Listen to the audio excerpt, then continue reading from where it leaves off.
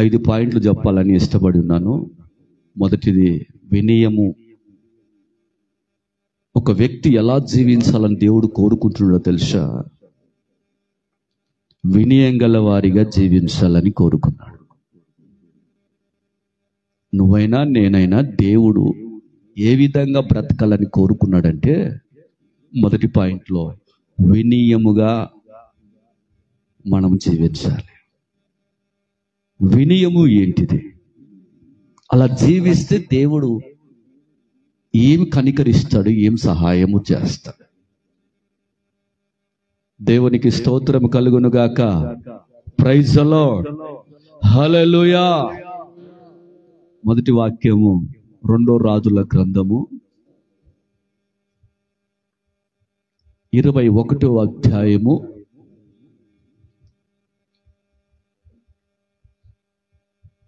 27వ వచనంలో ఒక మాట రాసింది.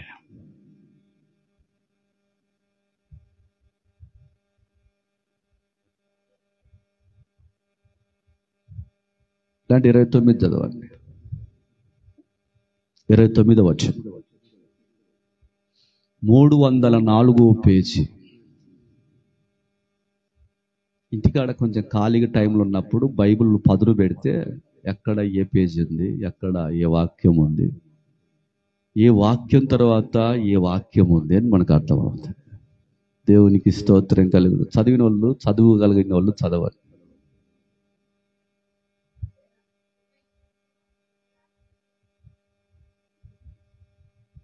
ఏం తీశారు మీరు? నేను చెప్పింది ఏంటిది?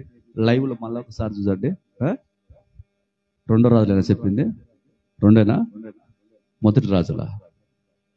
Okay, I'm sorry. మొదటి రాజులు. పేజీ నెంబర్ కూడా చెప్పానుగా నేను. పేజీ నెంబర్ కూడా చెప్పాను, 304 అని.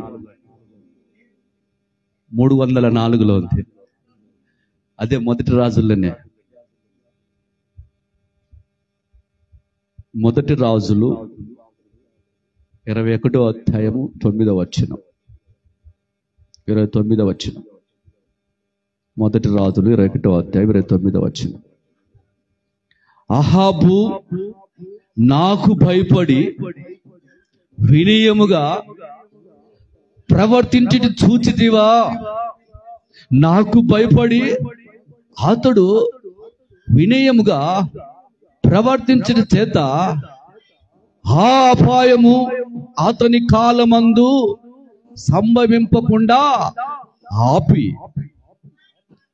అతని కుమారుని కాలమందు అతని కుటుంబాలందరి మీదకి నేను దాన్ని రప్పించాను. హల్లెలూయా. ఒకప్పుడు అహాబు ఎలాంటి వాడు తెలుసా? చాలా దుర్మార్గుడు అని చెప్పవచ్చు. ఎలాంటి దుర్మార్గుడు అంటే ఎదుటివాడిని కూడా లాక్కొని తినేంత మనసు కలిగిన వాడు. దేవుని సేవకులకి వ్యతిరేకంగా లేచినటువంటి వాడు ఈ అహాబు అని రాజు. ఒక దినమున దైవ సేవకులు, దేవుని సేవకులు ప్రకటన చేసిన విధానాన్ని బట్టి ఈ అహాబు ఎలాగా వినయం చూపిస్తున్నాడంటే 27వ వచనంలో, అహాబు ఈ మాటలు విని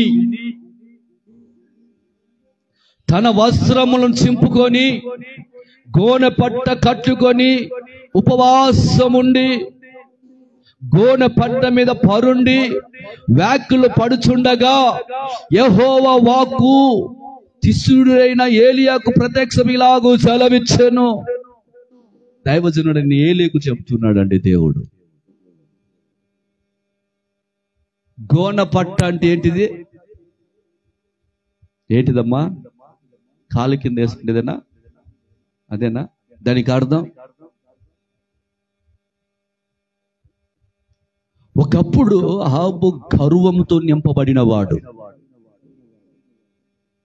నువ్వెంత అనేవాడు. దేవునికి భయపడేవాడు కాదు, దేవుని సేవకులకు భయపడేవాడు కాదు. ఈ రోజు గోనె పట్ట కట్టుకునడానికి కారణం, ఎప్పుడైతే దేవుని మాటలు తన చెవిన పడినయో ఉపవాసాన్ని ప్రకటన చేసుకున్నాడు తన దుర్మార్గమును విడిచిపెట్టడానికి. హల్లెలూయా. గోనపట్ట అనగా తగ్గింపు కలిగిన జీవితం. గోనపట్ట అనగా తగ్గింపు కలిగిన జీవితం. ఈ రోజున నీవు నేను దేవుని మందిరానికి వస్తున్నప్పుడు తగ్గించుకొని దేవుని సన్నిధిలో మొరపెడితే, ఆ వినయాన్ని చూస్తే, ఆ వినయాన్ని దేవునికి మనం చూపించగలిగితే దేవుడు నీ వైపు చూస్తాడు. హల్లెలూయా. వినయం గల వారి వైపు ఆయన కనులు ఎల్లప్పుడూ ఉంటాయి. ఇది దేవుని వాక్యం. అప్పుడు ఏలీయాకు చెప్తున్నాడు, చూడు ఏలియా, దేవుడు ఏలియా ముచ్చటించి మాట్లాడుతున్న మాటలు ఇవి. చూసావా ఏలియా? అహబు ఏమంటున్నాడు? అహబు నాకు భయపడిన వాడు, నాకు వినయముగా ఏం చేస్తున్నాడు? ప్రవర్తించుతున్నాడు గనుక అపాయాలన్నీ ఆయన మీదికి రావు. ఎవరైతే సరి చేసుకుంటారో, ఎవరైతే దేవుని దగ్గర దీనత్వం కలిగి దేవుని యొక్క పాదాలు పట్టుకొని కన్నీరు కారుస్తారో, ఏ అపాయాలు కూడా వారి మీదకి రావంట. ఈ రోజున మనము కూడా మన ఆత్మీయమైన అనుభవంలోకి ముందుకెళ్తున్నప్పుడు మొట్టమొదటిగా నీకు ఉండాల్సింది, దేవుని మందిరానికి వచ్చినప్పుడు తగ్గింపు కలిగిన జీవితం ఉండాలి. ఆ తరువాత దేవునికి భయపడే యొక్క జీవితం నీలో ఉండాలి. ఆ తరువాత వినయముతో దేవుని సన్నిధిలో గోచాడుకునే అనుభవాలు నీకు ఉండాలి.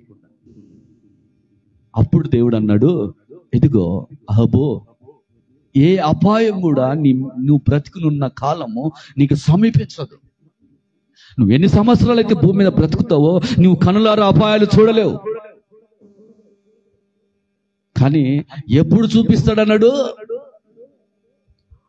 అతని కుమారుల కాలమందు అతని కుటుంబీకుల మీదకి నేను రప్పిస్తానన్నాడు. దేవుని బిడ్డలారా, మన కుటుంబంలో కానీ మన ఆత్మీయమైన జీవితంలో ముందుకెళ్తున్నప్పుడు కుటుంబంలో ఎవరైతే వినయం కలిగి దేవుని పాదాలు పట్టుకుంటారో వాళ్ళు ఉన్నంత వరకు ఆ కుటుంబం నెమ్మదిగా ఉంటుంది. హల్లెలూయా. ఆ తర్వాత మారితే నెమ్మదిగా ఉంటుంది, మారకపోతే వాళ్ళ మీదికి ఉగ్రత దేవుడు తీసుకొస్తాడని రాయబడింది. కనుక ఈ రోజున వినయం గల వారిగా మనము జీవించాలని నేను కోరుకున్నాను. ఎప్పుడైతే వినయం కలిగి దేవుని సన్నిధిలో నువ్వు జీవిస్తావో, ఏ అపాయము గాని ఏ మనుష్యుడు గాని నిన్ను ముట్టకుండా దేవుడు కాపాడుతాడు. హల్లెలూయా. ఏ రోగాలు కూడా నిన్ను ముట్టలేవు. ఆయన సన్నిధిని, ఆయన కాపుదల నీకు క్షేమముగా నిలుస్తాయనే సంగతి వాస్తవం. దేవుని వాక్యం సెలవిస్తా ఉంది. హల్లెలూయా. అలాగే కీర్తన గ్రంథం 142వ అధ్యాయము 2వ వచనంలో దావీదు అన్న మాట ఏందో తెలుసా? 142వ కీర్తన 2వ వచనంలో దావీదు అన్నాడు ఒక మాట. దావీదు ఏం చేస్తున్నాడో తెలుసా? బహు వినయముగా ఆయన సన్నిధిని నేను మొర్ర పెట్టుచున్నాను. బహు వినయముగా. అహాబు ఇలాగనే చేశాడు దేవుని సన్నిధిలో. అహాబును చంపివేయటానికి దేవుడు నిర్ణయం తీసుకున్నాడు. తనని భూమి మీద లేకుండా చేయాలనే దేవుని యొక్క ఉద్దేశమును దేవుడు కోపంతో నింపబడినాడనే సంగతి తెలుసుకొని దేవుని మాటకు లోబడి అహాబు ఏం చేసి తెలుసా? బహు వినయముగా దేవుని పాదాలు పట్టుకున్నట్లుగా రాయబడి ఉంది. కనుకనే దైవజనుడితో ఈ మాట మాట్లాడుతున్నాడు. చూడు, అహాబు నాకు భయపడి అంత వినయంగా బట్టలు చింపుకొని నాకు భయపడి ప్రార్థన చేస్తున్నాడు. వెళ్ళు, ఆ ప్రార్థనలకు నేను జవాబిచ్చానని దేవుడు సెలవిచ్చినట్లు రాయబడింది. హల్లెలూయా. హల్లెలూయా. నా దేవుని బిడ్డలారా, ఈ రోజు కూడా గృహలో ఉన్నప్పుడు దావీదు చేసిన ప్రార్థన ఇది. గృహలో మనం ఇంట్లలో ఉండి ప్రార్థన చేయలేకపోతున్నాం, ఆయన గృహలో ఉండి ప్రార్థన చేస్తున్నాడండి. అడవిలో మధ్యలో, చెట్ల మధ్యలో, కూర జంతువుల మధ్యలో, గృహాల మధ్యలో దేవుని సన్నిధిలో ఆయన ఏం చేస్తున్నాడో తెలుసా? గేను తగ్గి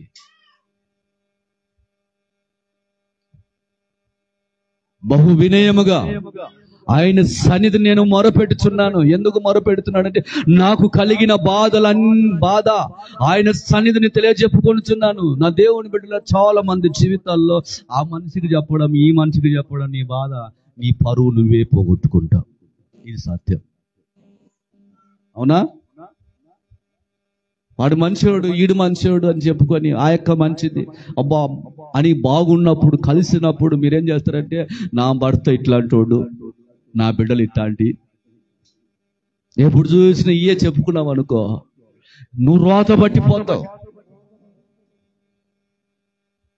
ఇంటి గుట్టు బయట చెప్పకూడదని రాయబడింది దేవుని వాక్యం. ఈ దినమున దావీదు ఏం చెప్తున్నాడు? తనలో ఉన్న బాధ అంతా ఎవరికి చెప్తున్నాడు? బహు వినయముగా ఆయన కష్టాల మధ్యలో దేవుని సన్నిధిలో వినయముగా దేవునికి చెప్పినట్లుగా రాయబడి ఉంది.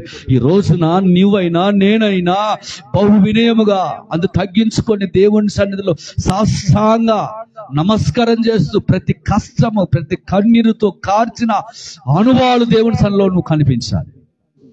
హల్లెలూయా. నీకు ఏ కష్టమైనా రాలి, ఆర్థిక ఇబ్బందులు నేను కుంగదీసిన, భోజనానికి లేకపోయినా, లేదా నీకు పిల్లలే లేకపోయినా, నువ్వేం చేయాలి తెలుసా? యేసయ్యా నా బాధను నువ్వు చూస్తున్న దేవుడు, నేను ఎవరికి చెప్పుకోనయ్యా, నీకు మాత్రం నేను చెప్పుకుంటానని బహు వినయంగా నువ్వు చెప్పుకున్నట్లయితే దేవుడు నీ మొర్ర వింటాడనే దేవుని వాక్యం. హల్లెలూయా, హల్లెలూయా. నా దేవుని బిడ్డల చాలా మంది జీవితాల్లో బయట వాళ్ళకి చెప్పుకోవడానికి ఇష్టపడతారు. ఇంటి గుట్టు విషయంలో బయట వాళ్ళకు చెప్పుకోవడానికి ఇష్టపడతారు. పొరపాటుని ఏదైనా చెప్పినా ఆ సంగతి మరుగు చేసే అనుభవాలు మన జీవితంలో కనిపించవు. ఆమేన్, హల్లెలూయా. సామెతల గ్రంథము 11వ అధ్యాయము 2వ వచనంలో ఒక మాట రాసింది. 11వ అధ్యాయము 2వ వచనంలో ఒక మాట రాసింది. అహంకారం వెంబడి అవమానం వచ్చును, వినయం గల వారి యొక్క జీవితాల్లో ఏముందని చెప్పిందంటే వాక్యము, జ్ఞానం ఉన్నది అని చెప్తుంది. హల్లెలూయా. నువ్వు వినయం కలిగి దేవుని సన్నిధిలో నడుస్తున్నావు అనుకో, అది దైవికమైన జ్ఞానం.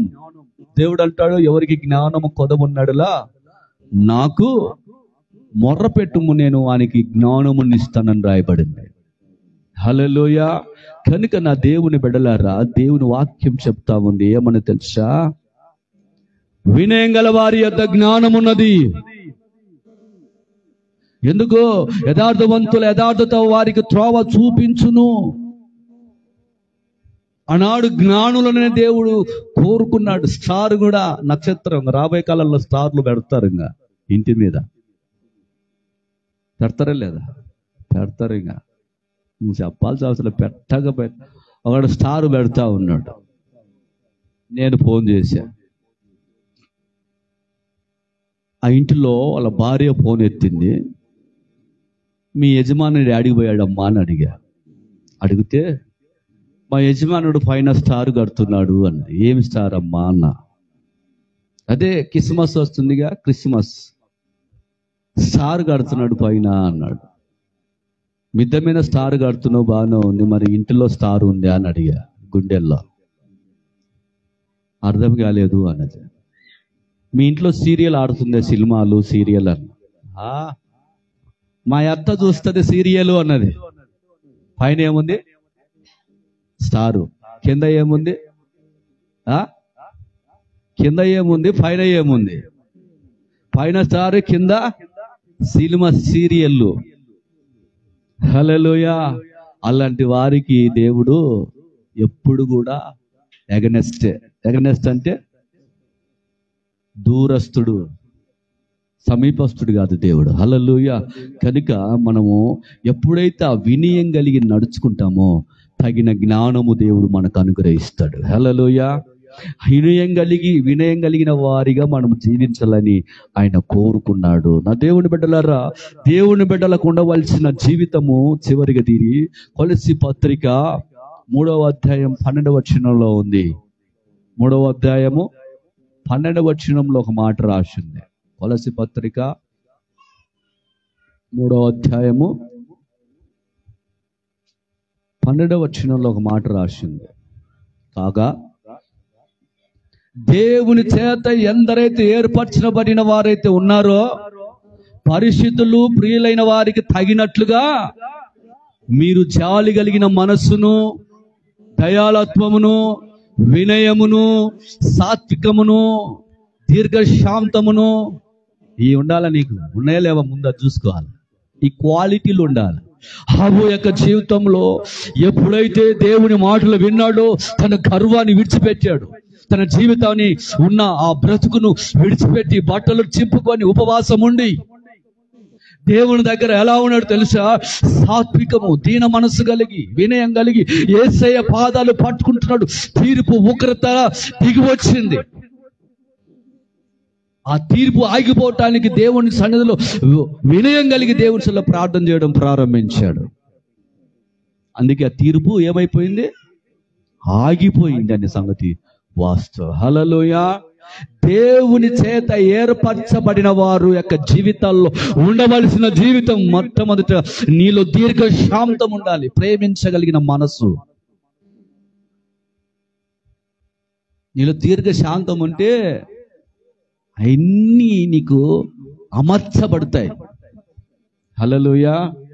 గుండెకు ఎన్ని రంధ్రాలు ఉంటాయో నేను చూశాను స్కాన్ చేసేటప్పుడు. సన్న నరాలు కూడా లబ్ డబ్ లబ్ డబ్ అంటుంటాయి. టీవీలో చూపిస్తుంటే అమర్చబడి ఉంటాయి ఒకదానికొకటి. ఎప్పుడైతే దేవుని సన్నిధిలో ఏర్పరిచిన దానివైతే నీ జీవితంలో నీలో ఏముండాలి తెలుసా? దీర్ఘశాంతం. చాలా మందికి దీర్ఘశాంతాలు లేవు. చాలా మందికి ఏముండవు? సాత్వికము అంటేగా. సాత్వికం అంటే నువ్వు ఎంతైనా కొట్టుకోరా నాయన, తిట్టుకో, నేనైతే నోరెత్తాను. చాలా మంది ధన్యులు, పురుషులలో చాలా మంది ఉన్నారు, వాళ్ళు చాలా ధన్యులు. ఇళ్ళల్లో ఏమంటున్నా తిట్టుకో, నాకేం, నీ నోరే కదా పోయేది, తిట్టుకో. బయట చెప్పుకోలేకపోయినా లోపల తన హృదయంలో చెప్పుకుని మౌనంగా ఉంటారు. హల్లెలూయా. వాళ్ళు చాలా ధన్యులు. కనుక నా దేవుని బిడ్డలారా, నువ్వు దేవుని చేత ఏర్పరచబడిన దానివి.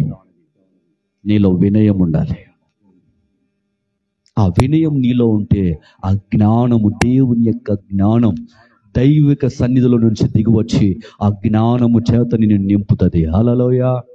హల్లెలూయా. ఈరోజు జ్ఞానం లేక చాలా మంది కుటుంబాలు కూల్చివేసుకుంటున్నారు. జ్ఞానము లేక. ఎప్పుడైనా నీకు జ్ఞానం వస్తుందంటే దేవుని సన్నిధిలో దేవుని దగ్గర వినయం కలిగి నువ్వు జీవించినప్పుడే ఆ జ్ఞానం నీకు వస్తుందని దేవుని వాక్యము లభిస్తూ ఉంది. నా దేవుని బిడ్డలారా, దయాళత్వము, ఎదుటి వాడిని చూసి వాడంత గర్వాంధుడు. కానీ హాబు యొక్క జీవితంలో చూస్తే గర్వాంధకుడు. తను చూసి ఏలియా పారిపోయినట్లు రాయబడింది. కానీ అదే ఏలియా మళ్ళా వచ్చి దేవుని మాటలు ప్రకటన చేయగా తన హృదయం మార్చబడింది. మనం ఎలా ఉండాలి తెలుసా? కఠినమైన హృదయాలను మార్చగలిగిన జీవితం మనలో ఉండాలి. అదే దయాళత్వం. దయ చూపించాలి. దీన్ని బట్టి వాళ్ళు యేసయ్యను ఆరాధించే వాళ్ళు, దేవుని నమ్ముకున్న వాళ్ళు ప్రేమ ఇలాగ ప్రేమిస్తారా, ఈ విధంగా జీవిస్తారా? మేము ఇన్నేళ్ళు చూసినాం, బయట ఎక్కడ దొరకలేదు, ఇటువంటి ప్రేమ దొరకలేదు అనేటట్టుగా మనం బ్రతకాలి. హల్లెలూయా. హల్లెలూయా. కుటుంబాల్లో కూడా ఎలా ఉండాలి? ఎలా ఉండాలి కుటుంబాలలో? వినయం కలిగి నేర్చుకోవాలి. వినయం కలిగిన జీవితం. నీ భర్త నీ గురించి సర్టిఫికేట్ ఇవ్వాలి, నీ భార్య నీ గురించి సర్టిఫికేట్ ఇవ్వాలి, నీ పిల్లలు నీ గురించి సర్టిఫికేట్ ఇవ్వాలి. ఆమేన్. హల్లెలూయా. హల్లెలూయా. రాత్రి చదువుకున్నగా ఆమె నువ్వు ధన్యురాలని పిలువబడిందంట. ఆ పిల్లలు, అమ్మా నువ్వు ధన్యురాలు అమ్మా అని. ఆ మాట అనిపించుకోవడానికి ఎంత వినయముతో, ఎంత దేవుని సన్నిధిలో తగ్గించుకొని దేవుని కొరకు ఆమె ఏర్పరచబడింది. కనుకనే ఆ మాట పిలిపించుకోగలిగింది అన్న సంగతి వాస్తవం. హల్లెలూయా. హల్లెలూయా. ఇది వినయం గల వారి యొక్క జీవితానికి ఉండవలసిన లక్షణాలు. వినయం కలిగిన వారి ఎప్పుడైతే ఆ ప్రవర్తన ఆ జీవితం ఉంటుందో ఏ అపాయము నీ ఇంటి వైపు కానీ దరి చేరదు. నీ కుటుంబానికి క్షేమము నింపబడుతుంది. దేవుని హస్తాలు, దేవుని కృప మీకు తోడై ఉంటది అనే సంగతి వాస్తవం. ఇది మర్చిపోకూడదు. రెండోది ఏంటిది? సమాధానము గలవారు ధన్యులు. సమాధానం రెండో మాట. కీర్తన 7వ అధ్యాయం 4వ వచనంలో రాయబడింది. ఏమని? కీర్తన 4వ అధ్యాయము 7వ వచనంలో రాయబడింది. ఏమని రాయబడింది అంటావు?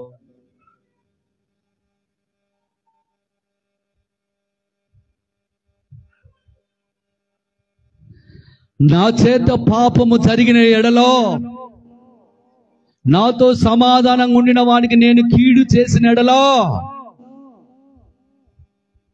దావీదు చేస్తున్న ప్రార్థన బో ఇరుటంగా ఉంటది కదా. ఏమన్నాడు కింద? శత్రువు నన్ను తరిమి కొట్టనిమ్ము. అది దేవుని సన్నిధిలో ప్రార్థన చేస్తున్నాడు. దేవా, నాలో పాపం ఉంటే నువ్వు నన్ను శిక్షించు. నువ్వు చేస్తావు ఆ ప్రార్థన? ఆ ప్రార్థన ఇన్ని విన్న క్షణమే 2 రోజులనే దేవుని కోపం నీ మీదకి వస్తుంది. నాలో సమాధానం లేకపోతే ప్రభువా నన్ను శిక్షించు, నా శత్రువుల చేత నన్ను తరము కొట్టు. దావీదు ప్రార్థన చేస్తుందండి. ఆమేన్. హల్లెలూయా, హల్లెలూయా. నువ్వు సమాధానం ఉండాలి. నీ కుటుంబంలో, నీ పిల్లలు, భర్తతో, లేదా సమాజంలో, సంఘములో, లేదా బయట మనం నడుస్తున్న విధానంలో అందరితో కూడా మనం సమాధానం కలిగి ఉండాలి. రెండవది, కీర్తన 28 3వ వచనంలో ఒక పాట రాసింది. కీర్తన 28 3వ వచనంలో రాయబడిన మాట 28, భక్తిహీనుల పాపం చేయి వారిని నీవు లాగివేయినట్టు నన్ను లాగివేయకము. వారు దుష్టుల ఆలోచన హృదయంలో ఉంచుకొని తన పొరుగు వారితో సమాధానంగా మాట్లాడుతుర్రు. నీ ఎప్పుడు చచ్చిపోతే ఇది? దీని ధూమ్ తగల, దీని కష్టాలు తగ. హృదయంలో పైకి చెప్పుకోరు, మళ్ళా పైకి చెప్పుకోరు. పైకి మాత్రం అక్క బాగున్నావు, అక్క ఎలా ఉన్నావు, అక్క వందనాలు అక్క. ఇది ఎప్పుడు పోతుందో? ఎస్ఐ దీన్ని పోగొట్టు నాయనా. ఇంటడా ప్రార్థన? దేవుడు వినడండి. నా దేవుని బిడ్డలారా, నీవు ఎలా ఉండాలి తెలుసా? యథార్థవంతురాలుగా, నిష్కంపము లేని, పాపము లేని జీవితంలో పొరుగు వారితో కూడా నువ్వు సమాధానముగా మాట్లాడటానికి నువ్వు ప్రయత్నం చేయాలి. అందరితో సాధ్యమైనంత వరకు మనం బ్రతికిన, మనతో కలిసి ఎవరైతే మాట్లాడుతున్న వాళ్ళు అందరితో మనము సమాధానంగా ఉండటానికి ప్రయత్నం చేయాలి. పైకి మాత్రమే సమాధానంగా ఉన్నట్టుగా నటించి, పైకి మాత్రమే మనము లోపల ఒక ఆమె ఏం చేసింది తెలుసా అండి? బైబిల్లో ఎహెజ్కేలు గ్రంథం 28వ అధ్యాయంలో చూడండి ఏమని రాసిందో.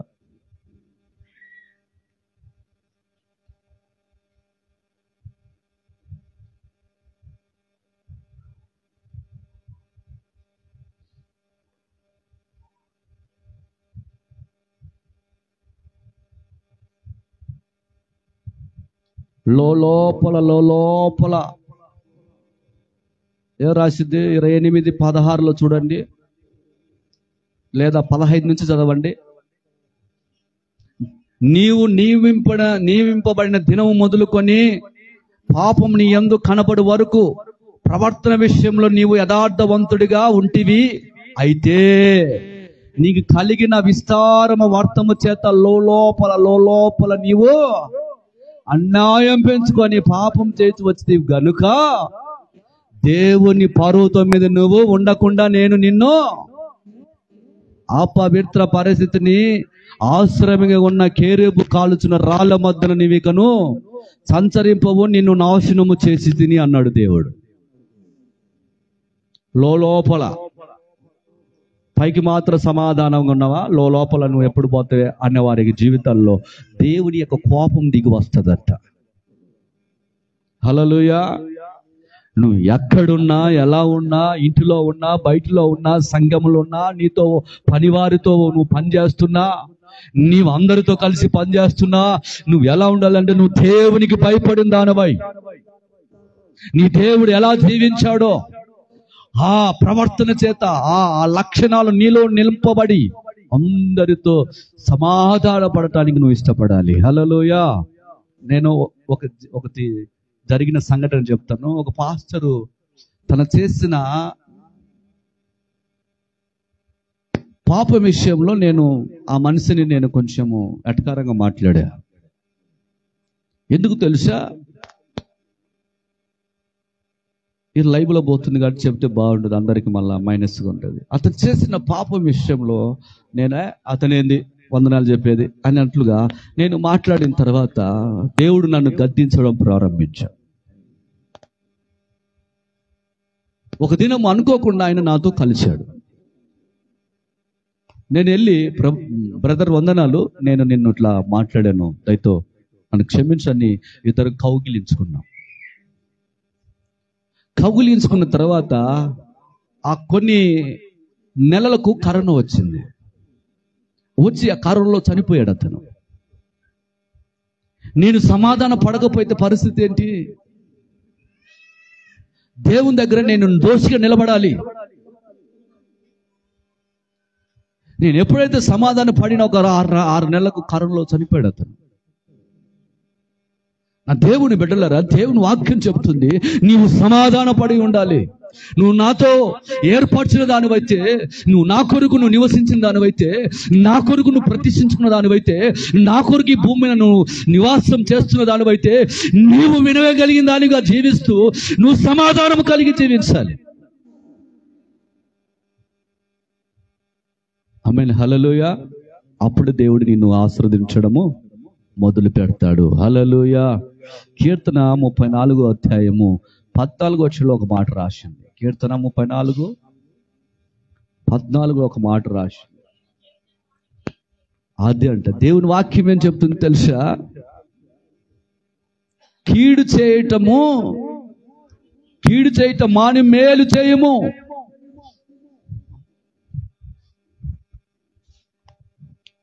చాలా మంది ఏం చేస్తారు తెలుసా? అది మనల్ని ఎవరైనా ఒక మాట తిట్టిందా, మనం కీడు చేసిందయ్యా, దానికి మనం కీడు చేసేటానికి ఇష్టపడటానికి చాలా మంది దేవుని ఎరిగిన ప్రజలలోనే ఉంది.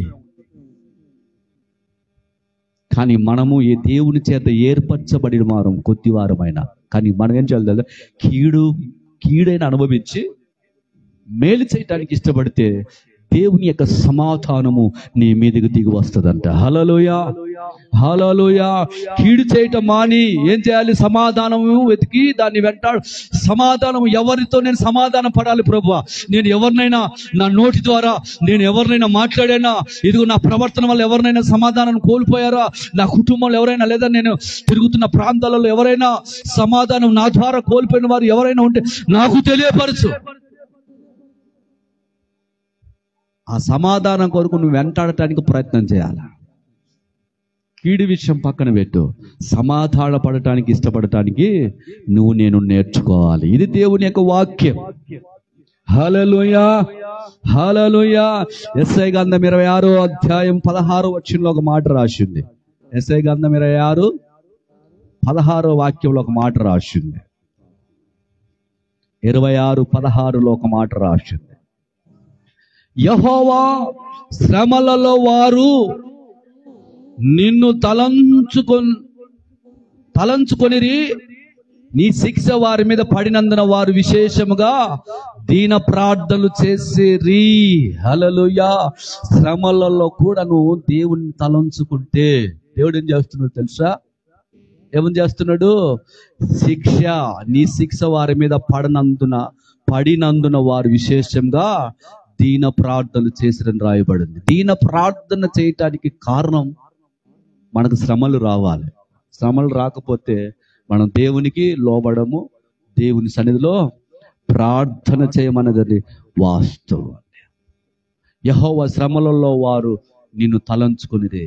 ఐగుప్తు దేశంలో ఉన్న మన పితరులు 430 సంవత్సరాలు బానిస బతుకుల్లో ఉండి దేవుణ్ణి ఆ శ్రమల్లో తలంచుకొని దీన ప్రార్థన చేయడం ప్రారంభించాడు. అంటే దేవునితో సమాధాన పడటానికి ప్రారంభించారు. ఎప్పుడైతే దేవుని సన్నిధిలో సమాధాన పడారో వారి జీవితాల్లో దేవుడు చేసిన కార్యాలు అవి మామూలు కూడా కావండి. హల్లెలూయా.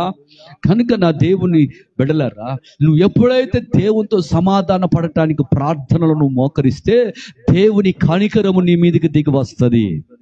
దేవుని సన్నిధి నీ మీదకి దిగి వస్తుంది. ఆయన కృప నిన్ను తాకుతుంది, నిన్ను ఓదారుస్తుంది, నెమ్మది పరుస్తుంది. కష్టాలలో నీ కన్నీటిని తుడుస్తుంది. నీ ప్రార్థన నీ కన్నీటిని తుడుస్తుంది. నీ ప్రార్థన నీ పరిస్థితులను మారుస్తుంది. హల్లెలూయా. కనుక నీ ప్రార్థన ద్వారా దేవునితో సమాధాన పడటానికి నేను నేర్చుకోవాలి. హల్లెలూయా, హల్లెలూయా. 56:7 ఎస్ఐ గ్రంథంలో ఇలాంటి సమాధాన పడే వారికి దేవుడు ఒక వాగ్దానము చేస్తున్నాడు. సమాధానంగా నివసించడానికి ఇష్టపడే వారికి దేవుడు ఒక వాగ్దానము చేస్తున్నాడు. 56:7 నా ప్రార్థన మందిరములో నేను ఆనందింపజేసేదను. ఎవరిని ఆనందింపజేస్తాడు? ఎవరైతే దేవుని కొరకు ఏర్పరచబడి సమాధానంగా ఉంటారో వారిని దేవుని మందిరములో ఆనందింపజేస్తాడంట.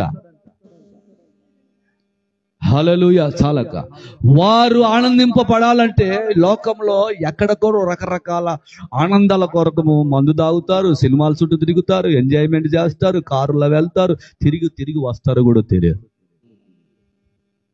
అవునా కదా? ఎంత ఐశ్వర్యం ఉన్నా, ఎంత డబ్బు ఉన్నా, ఎంత ఆస్తున్నా వారికి ఆనందం దొరకదు. కానీ దేవుడు అంటున్నాడు, ఇదిగో సమాధానము చేత నింపబడిన వారులారా నా మందిరములో మిమ్మల్ని నేను ఆనందింపచేస్తానని వాగ్దానము చేస్తున్నాడు. హల్లెలూయా, హల్లెలూయా. దేవుని మందిరంలో ఉందంట ఆనందం. ఆయన కృప నిన్ను తోడై నిన్ను నడిపిస్తుందంట. ప్రతి శ్రమల్లో నీకు ఆనందాన్ని కలగజేస్తుంది ఆయన సన్నిధి. అది మనం మర్చిపోకూడదన్న సంగతి వాస్తవం. హల్లెలూయా, హల్లెలూయా. మూడవది, మనము నమ్మకస్తులుగా దేవుని సన్నిధిలో బ్రతకాలి. మొదటి పాయింట్ ఏంటి? వినయంగా జీవించాలి. రెండో పాయింట్ సమాధానంగా ఉండాలి. మూడో పాయింట్ నమ్మకస్తులుగా దేవుని సన్నిధిలో జీవించాలి. దేవుని యొక్క కన్నులు ఎవరిని చూస్తున్నాయో తెలుసండి. కీర్తన 106:6 చూడండి, ఒక మాట రాసింది. కీర్తన 101:6 రాయబడిన మాట. 101:6 ఒక మాట, నా యొద్ద నువ్వు నివసించినట్లు దేశములో నమ్మకస్తులైన వారిని. ఇప్పుడు ఎవరు కావాలంట దేవునికి? దేవుడు ఏమని చెప్పాడు? దేవుడు చేత ఎవరైతే ఏర్పరచబడిన వారైతే ఉన్నారో వారు నమ్మకస్తులుగా ఉండాలంట. అలాంటి నమ్మకస్తుల కోసం దేవుడు ఎదురు చూస్తూ ఉన్నాడంట. ఎందుకు చూస్తున్నాడయ్యా? ఎందుకు చూస్తున్నాడు?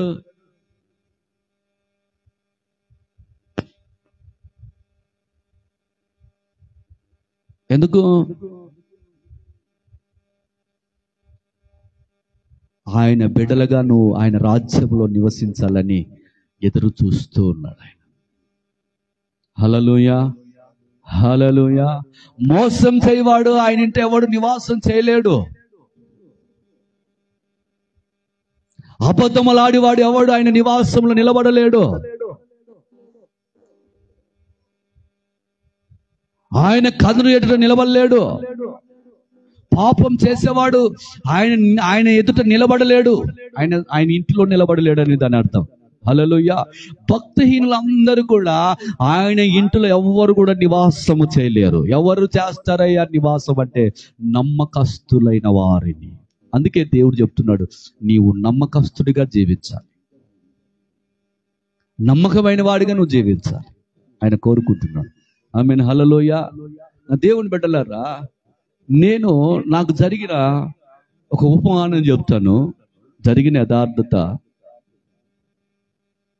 ఒక అబ్బాయిని నేను ఆ కాలనీకి, జగనన్న కాలనీకి అని ఇసుక లోడ్లు తోల్పించుకోవడానికని తెలిసిన వాడే, బంధువు అవుతాడు, తెలిసిన వాడే. నేను ఎవరిని విచారించాలి, నేను రెండు ట్రాక్టర్లకు వచ్చేసి 2,500 రూపాయలు వసూలు చేశాడు డబ్బులు బాడీగా. నమ్మకమైన వాడు కదా, నన్ను మోసం చేస్తాడని నేను అనుకున్నాను. బాగా వినండి, జరిగిన చరిత్ర చెప్తున్నా. ఆ తర్వాత ఇంకొక బ్రదర్ని కూడా అలాగే అప్పగించాను. నేను నాదైపోయింది, నేను డబ్బులు కట్టాను. ఇంకొక బ్రదర్ని కూడా అప్పగించడానికి నేను ఎక్కడికైతే ఇసుక లోడు దగ్గరికి వెళ్ళానో అక్కడ చెప్తున్న మాట ఏం తెలుసా? అక్కడ ఆఫీసర్ ఇసుక లోడుకు వచ్చేసి 600 అన్నాడు బాడిగా. నా కాడ ఎంత తీసుకున్నాడు? 2,500 తీసుకున్నాడు. నేను నమ్మేనా లేదా? మరి అబద్ధం ఆడేవాడు ఆయన సన్నిలో నివాసం చేస్తాడా? ఇప్పుడు దేవుని వాక్యం చెప్తుంది, మరి బయటవాడు చేసినాడంటే ఓకే, సంతోషం. దేవుని మందిరానికి వెళ్తావు, ఆరాధన చేస్తావు, బైబిల్ పట్టుకుంటావు. నువ్వే మోసం చేస్తే, నువ్వే నమ్మకంగా దేవుని సన్నిలో నిలబడకపోతే, నమ్మకస్తురాలుగా నువ్వు జీవించకపోతే, నీ జీవితంలో ఇక అబద్ధాలు, మోసాలు ఉంటే దేవుని సన్నిలో నువ్వు నిలబడలేవు.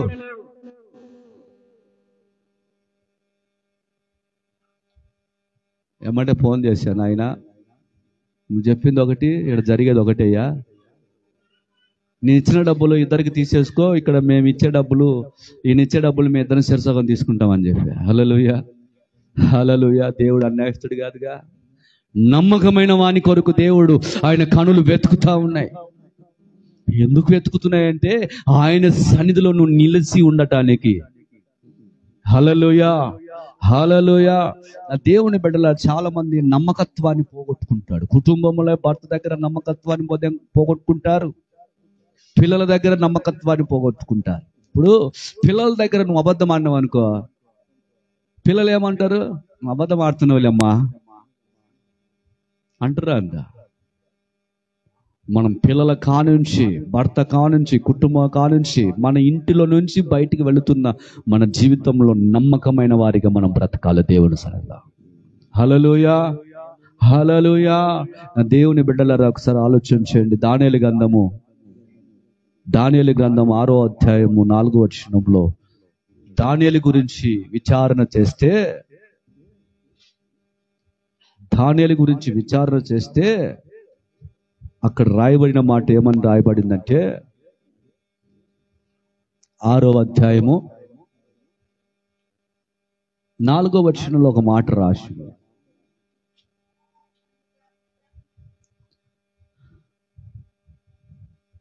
6వ అధ్యాయం 4వ వచనం, అందుక ప్రధానులను, అధిపతులను, రాజ్యపాలన విషయంలో దానియేలు మీద ఏదో ఒక నింద మోపవలనని ఉండి తగిన ఏతువు కనిపెట్టుచుండిరి. కానీ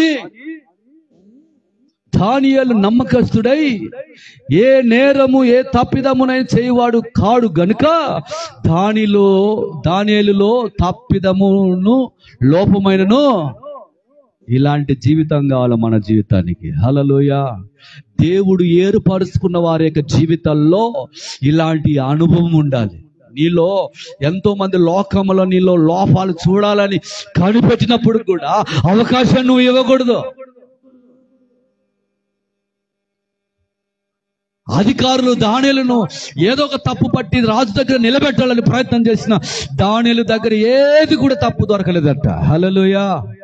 కారణం, దానియేలు మనుషులకు భయపడలే, దేవునికి దగ్గర నమ్మకస్తులుగా బ్రతికాడు. అంటే దేవుడు నన్ను చూస్తున్నాడని. ఎవరైతే దేవునికి భయపడతారో అన్ని స్థలాలలో కూడా అతను భయపడతాడన్న సంగతి వాస్తవం. హల్లెలూయా. నా దేవుని బిడ్డలారా, మనసులకు భయపడేవాడు దేవునికి భయపడలేడు. ఈరోజు మనసు పక్కకు వెళితే మళ్ళీ అదే పాపం చేస్తాడు.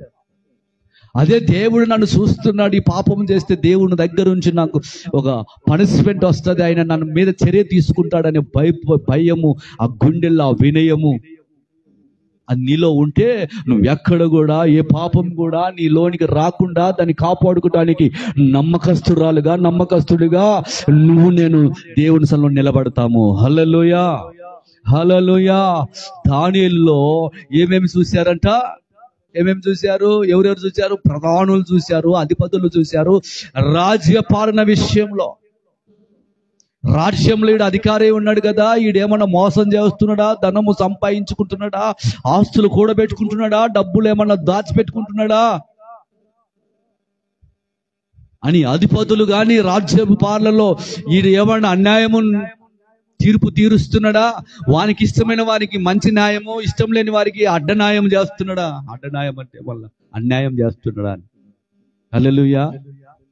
అన్ని చూసినప్పుడు కూడా దానియేలు క్వాలిటీలో ఏం కనిపించినాయంట? ఏది కనిపించలేదు, ఏ లోపము లేదంట. ఇది దానియేలు దేవుడి చేత ఏర్పరచిన వాడు గనకనే దానియేలు యొక్క హృదయంలో ఏది కూడా కనిపెట్టలేకపోయారు. నిరూపణ చేయటానికి ఎవరి వల్ల కాలేకపోయింది. కారణం, నా దేవుడు ఎలాంటి వాడు తెలుసా? నాలో పాపం ఉన్నదని ఎవరైనా నిరూపించగలిగిన వాడు ఉన్నాడా అని సవాల్ చేసిన వాడు మనం ఆరాధించగలిగిన దేవుడు. అలాంటి అనువాల్లో దానియేలు నడుస్తున్నటువంటి జీవితము ఈ రోజున నీవు నేను కూడా అలాగ బ్రతుకుదుము గాక. నేను ఆమెనరే వద్దనే నాకు వినపరాలేదు తండ్రి, ఎందుకంటే చెవిలో దూది పెట్టుకుంది కాబట్టి. అవునా? నాకు బాగానే వినపోతాయి. హల్లెలూయా, హల్లెలూయా. దానియేలు వలె మనం బ్రతుకుదుము గాక. ఆమేన్, హల్లెలూయా. కనుక నా దేవుని బిడ్డలారా, నాలుగోదా ఐదోదా? నాలుగోది, ఓర్పు సహనము కలిగి జీవించాలని దేవుని వాక్యం. ఏమని? ఓర్పు. చూడండి, యాకోబు పత్రిక 1:4 ఉంది.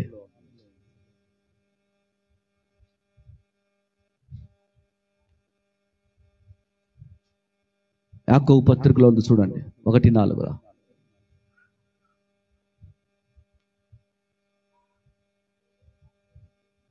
మీరు సంపూర్ణులను, అమ్మా చదివచ్చిన వాళ్ళు చదవండి అమ్మా. మీరు సంపూర్ణులగును, అనునాగులను, ఏ విషయంలోనైనను కొదవలేని వారమై ఉండినట్లు ఓర్పు తన క్రియలను కొనసాగింపు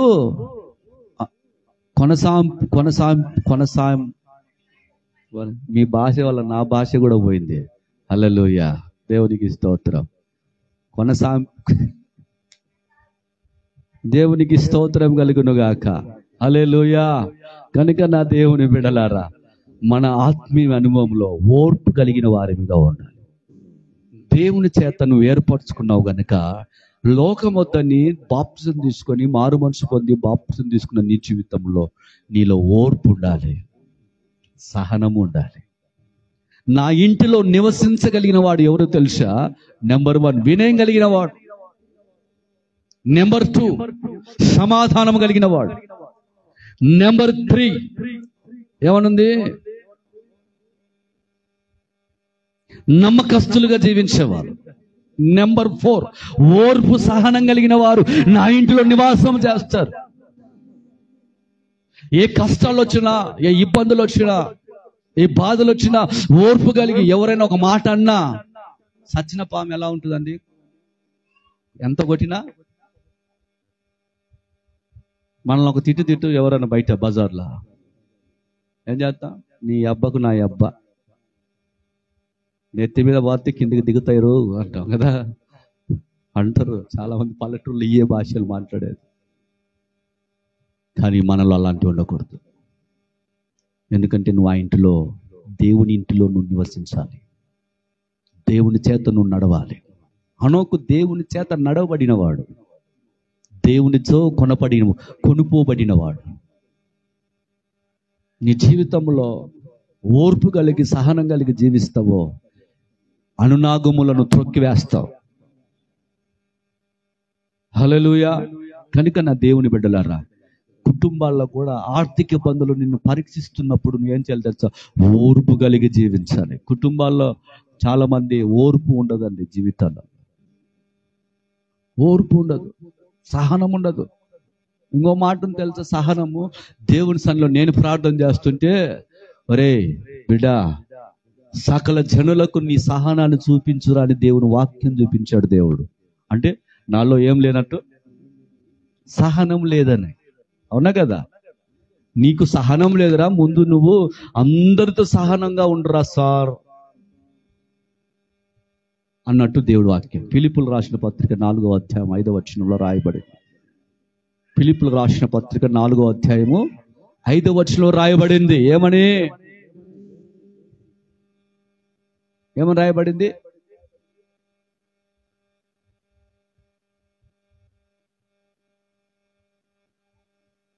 నీ సహనము సకల జనులకు తెలియజేయబడినిమ్ము. అది నేను సమీపంగా ఉన్నా, నేను త్వరగా రాబోతున్నా. సమీపంగా ఉన్నానంటే ఏమంటారు? ఇదిగో నేను ఇక్కడే వస్తున్నాను బ్రదర్ అని ఫోన్లో చెప్తాం కదా. ఏడున్నావన్నా అని అన్నావు అనుకో, ఇదిగో నీకు సమీపంగా ఉన్నా, దగ్గరే ఉన్నా అంటే అది 5 నిమిషాలు కావచ్చు, 10 నిమిషాలైనా కావచ్చు. కానీ దేవుడు అలాగనే నీకు నేను సమీపంగా ఉన్నా. ఇప్పుడైనా రావచ్చు, ఒక క్షణమైనా రావచ్చు, రాత్రికైనా రావచ్చు. నీకు నేను సమీపంగా ఉన్నాను కనుక నీ జీవితము ఎలా ఉండాలంటే సకల జనులకు నీకు సహనాన్ని చూపించాలి. ఎలా చూపించాలి? ఓర్పులో, కష్టాల మధ్యలో, శ్రమల మధ్యలో. అన్ని ఉన్నప్పుడు కాదమ్మా, అన్ని లేనప్పుడు చూపించు నీ సహనం ఏంటో అని దేవుడి వాక్యం. హల్లెలూయా. అన్ని ఉన్నప్పుడు ఏం చేస్తాను తెలుసా? అన్ని ఉన్నప్పుడు నేను చూపిస్తాను, నాకు నా దేవుడు నాకు ఉన్నాడు, అన్ని నాకు దేవుడు ఇస్తున్నాడు, నేను ఓర్పు కలిగి ఉంటా, సహనం కలిగి. నీకు ఏమి లేకుండా చేసిండు అప్పుడు ఉంటుంది ఆ మాట. ఏం దేవుడో ఈ దేవుడు నాయన అని దేవుడి మీద సనుగుతాం. కానీ ఇదే సహనము ఏబు గురించి రాయబడి ఉంది. హల్లెలూయా. ఏబు మనలాంటి మానవుడు, ఏబు యొక్క సహనము కలిగిన వాడై ఉన్నాడని రాయబడింది. ఏబు ఎంత సహనము తెలుసు అండి? దేవుని దగ్గర సనగలేదు, దేవుని దగ్గర బాధపడలేదు, అంత సహనం కలిగి ఉన్నాడండి. ఆరోగ్యమే కోల్పోయిన, కుటుంబమే అసహించుకున్న, భార్య తిట్టిన, పిల్లలే అసహించుకున్న, తోటి స్నేహితులే తను నిందించిన, అవమానపరిచిన, చెయ్యి నీదొక బతుకే అని అన్న కూడా దేవుని సన్నిధిలో సహనం కలిగి దేవుని సన్నిధిలో ప్రార్థన చేసినట్లుగా రాయబడింది. హల్లెలూయా. అలాంటి సహనం కలిగిన వారి దేవుడు ఏం చేస్తాడు తెలుసా? ఉన్నతమైన ఉపదేశాల మీద కూర్చోబెడతాడు. ఎలా కూర్చోబెడతాడు? ఆయన కృప వేరండి. సింహాల బోనులో ఉన్న దానియేలును సింహాసనం మీద కూర్చోబెట్టాడు. సింహాసనం మీద కూర్చోబెట్టిన దానియేలు నమ్మకస్తుడా, నమ్మకమైన కాదా అని తన రాజ్య పరిపాలన చేసేవారు కూడా తన లోపాలు గుర్తెరగటానికి ట్రై చేసినప్పుడు, దాన్ని పరీక్షించినప్పుడు కూడా ఏ లోపము లేనివాడిగా నిలబడిన వాడు దానియేలు. ఆ జీవితం మనలో ఉండాలి. సింహాల బోనులో కూడా దానియేలు శ్రమలకు భయపడలేదు, సనగలేదు, దేవునిని సనిలో మోకరించాడు. ఆయన మోకరించిన విధానం కూడా సింహాలు కూడా మోకరించాయి. అంటే దాని అర్థమేం తెలుసా? నువ్వు శ్రమల్లో మోకరిస్తే శ్రమలు కూడా నీకు లోబడతాయి. హల్లెలూయా. అవి కూడా మోకరిస్తాయి. దాని అర్థం నా దేవుని బిడ్డలారా, మన ఆత్మీయ అనుభవంలో ముందుకెళ్తున్నప్పుడు ఇలాంటి శ్రమల మధ్యలో, ఇలాంటి కష్టాల మధ్యలో మనము దేవునికి నమ్మకస్తులుగా, సహనం కలిగి దేవుని సన్నిధిలో కనిపెడితే దేవుడి నీ జీవితాన్ని ఎత్తుకొని ఆయన ఆశీర్వదిస్తాడన్న సంగతి వాస్తవం. హల్లెలూయా. కీర్తన 40వ అధ్యాయము 1వ వచనంలో చూడండి.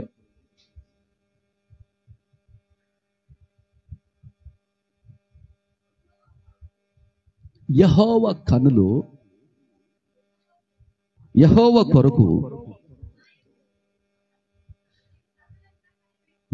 కొరకు నేను సహనముతో కనిపెట్టుకుంటుని, ఆయన నాకు చెవి ఎగిన మొర. అదే నేను ఎప్పుడైతే సహనముతో కనిపెట్టుకుంటావో దేవుడు నీ ప్రార్థనకు జవాబు ఇస్తాడు. చాలా మంది ఎలాంటి వాళ్ళంటే నిన్న రాత్రి చెప్పాను, ఒక ఆయన దయ్యం పోవాలని విశ్వాసం వచ్చిందంట. ఒక 3 వారాలు వచ్చాడు. అయ్యా మళ్ళా చర్చికి రావా అంటే, ఏం పో చర్చి. దేవుడు అంత విశ్వాసంగా నేను వచ్చే ఆ దయ్యం పోలేదు. దాన్ని తిడుతున్నాడు, దయ్యాన్ని తిడుతున్నాడండి. నీ సహనాన్ని చూస్తాడు దేవుడు.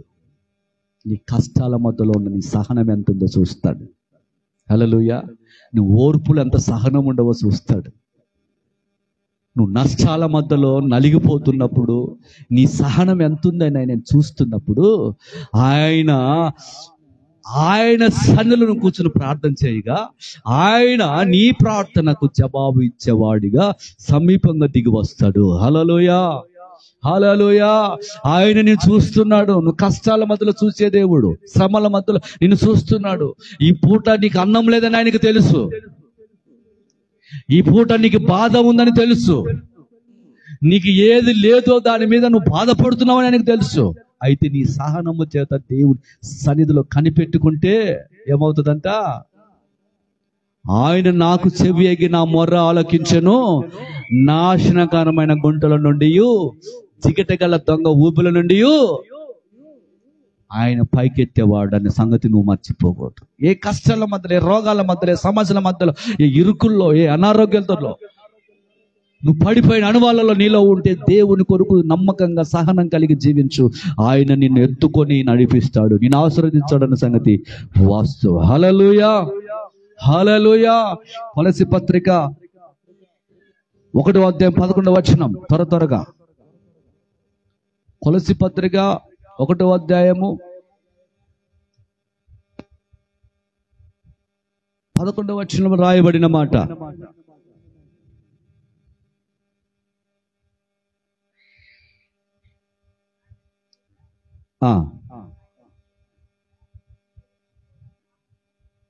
ఒకటో అధ్యాయం 11వ వచనం, ఒక 9, 11, 9, 12 కలిపి ఉంటాయి అనుకుంటే.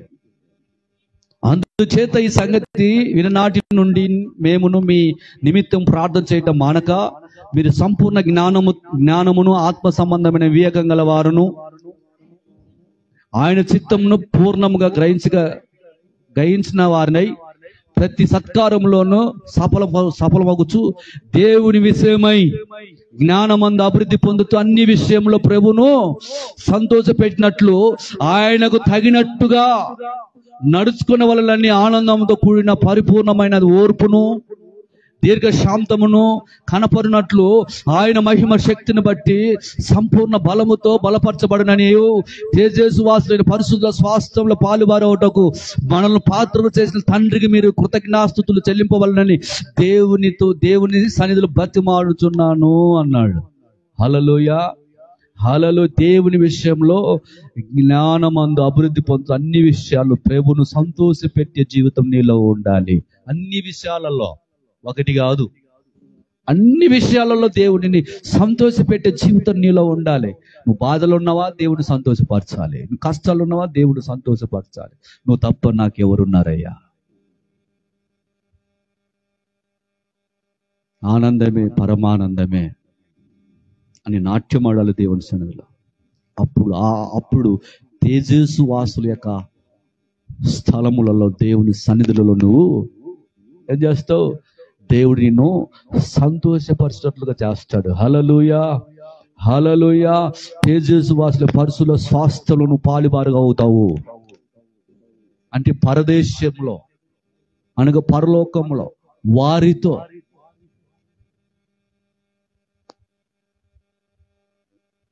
ఆలోచన చేయండి దేవుని గురించి.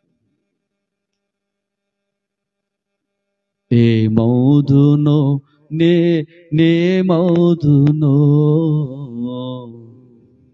ఏమౌదునో నేమౌదునో, ఎవరు సమీపించలేని తేజస్సులో నివసించు నా యేసయ్యా, నివసించు నా యేసయ్యా. నీ మహిమను ధరించిన పరిశుద్ధులు నా కంట పడగానే, ఏమౌదునో నేమౌదునో, ఏమౌదునో నేమౌదునో, ఎవరు సమీపించలేని తేజస్సులో నివసించు నా యేసయ్యా. ఇహలోక బంధాలు మరచి నీ ఎదుటే నేను నిలచి, ఇహలోక బంధాలు మరచి నీ ఎదుటే నేను నిలచి, నీవిచ్చు బహుమతులు స్వీకరించి నిత్యానందముతో పరవశించు వేళ, ఏమౌదునో నేమౌదునో, ఏమౌదునో నేమౌదునో, ఎవరు సమీపించలేని తేజస్సులో నివసించు నా యేసయ్యా, నివసించు నా యేసయ్యా. పరలోక మహిమను తలచి నీ పాద పద్మములపై ఒరిగి, పరలోక మహిమను తలచి నీ పాద పద్మములపై ఒరిగి,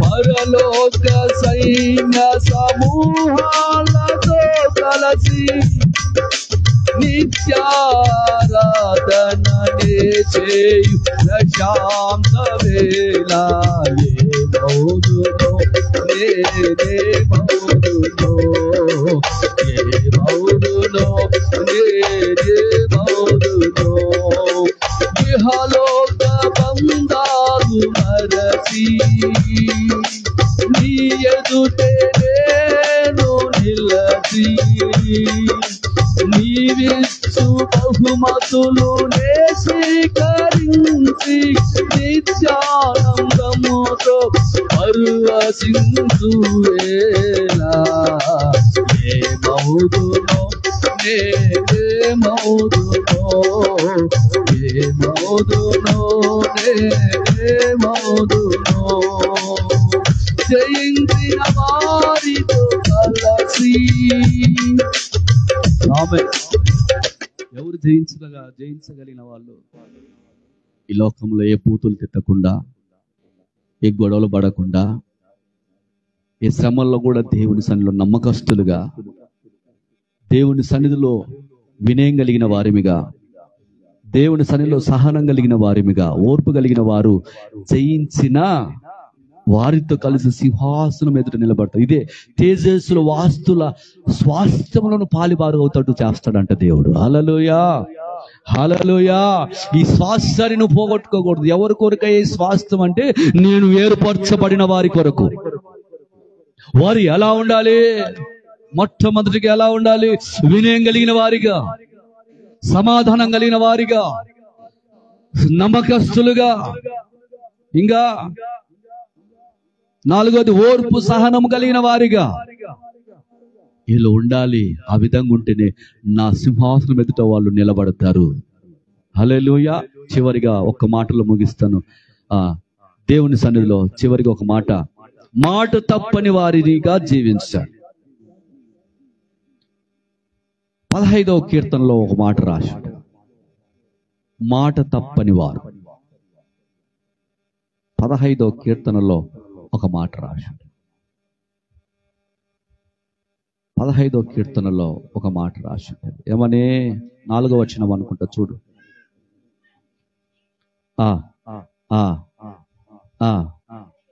అతడు యెహోవాయందు భయభక్తుల వారు అని సన్మానించును, అతడు ప్రమాణం చేయగా నష్టము కలిగిన మాట తప్పడు. హల్లెలూయా. కనుక మన ఆత్మీయమైన జీవితంలో ఏదైనా మనము ఎవరికైనా మాట ఇస్తే మనకు నష్టమే కలిగిన ఆ మాట కొరకు మనం నిలబడాలి. ఎందుకు తెలుసా? బైబిల్లో ఉంది, అవునంటే అవును, కాదంటే కాదు. ఒకవేళ నువ్వు మాట ఇవ్వకపోతే మంచిది, మాట ఇస్తే దాన్ని నెరవేర్చడానికి మనం ఇష్టపడాలి. అది నువ్వైనా అది నేనైనా. ఇలాగా మాటను తప్పని వారు దేవుని సన్నిధిలో నిలబడాలి. అలాంటి వారిని దేవుడు చూస్తున్నాడు. హల్లెలూయా. తలలు వంచి ప్రార్థన చేసుకుందాం.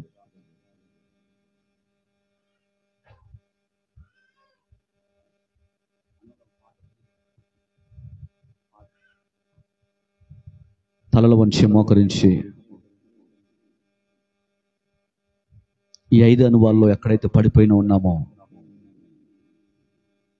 ఈ 5 అనుభవాల్లో ఎక్కడైతే మనం పడిపోయి ఉన్నామో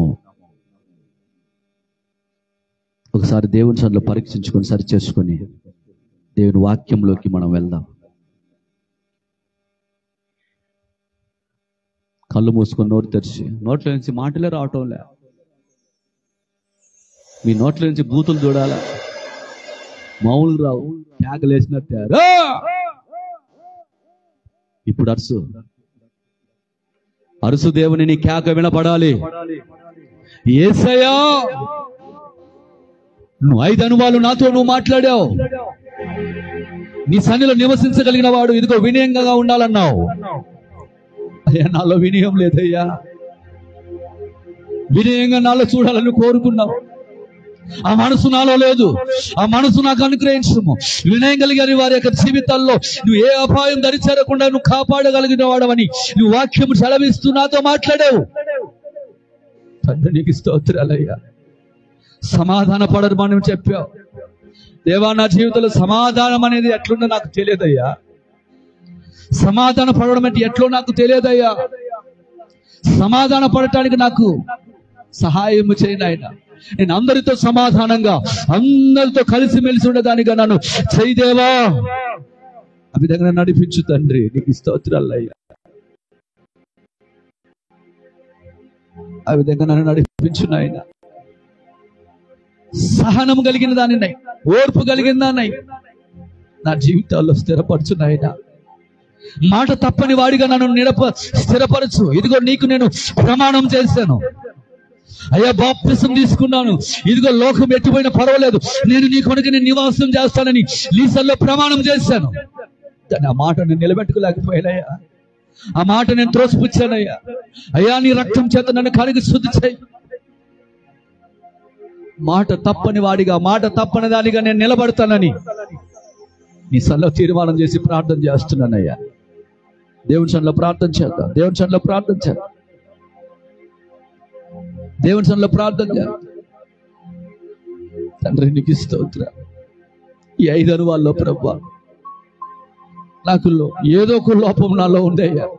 నమ్మకస్తులను చూస్తున్నావయ్యా, నాలో నమ్మకత్వాన్ని లేదు. ఇదిగో దానియేలు యొక్క జీవితంలో ఎంతమంది లోపం చూడాలని ప్రయత్నం చేసిన తండ్రి, లోపము కనిపించలేదు.